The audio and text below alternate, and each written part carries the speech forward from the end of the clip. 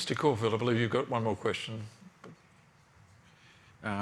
Thank you. Just in relation to, I realise you can't talk about other banks, but there's a factor here that causes some comparison within peers.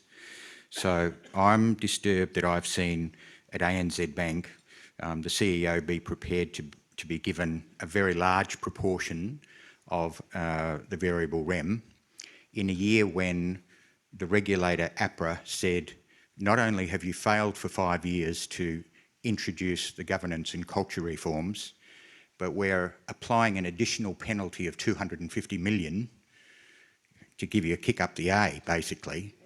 And then we see these very large bonuses still being applied, albeit that the board says we've made some decisions.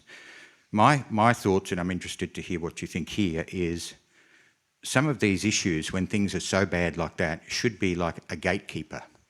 I think there should be no variable reward if the company actually breaches widespread major regulatory governance issues.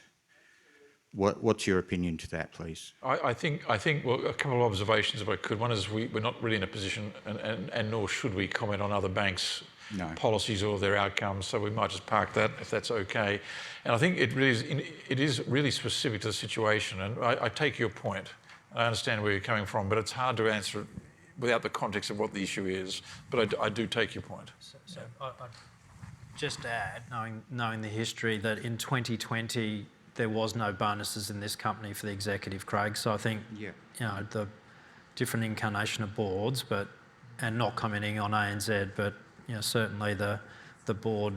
My experience with the board is it does exercise discretion when it needs to. Yes, thank you. Thank you for that clarification. I think back to zero at that time was appropriate, as it would be elsewhere, but thank you.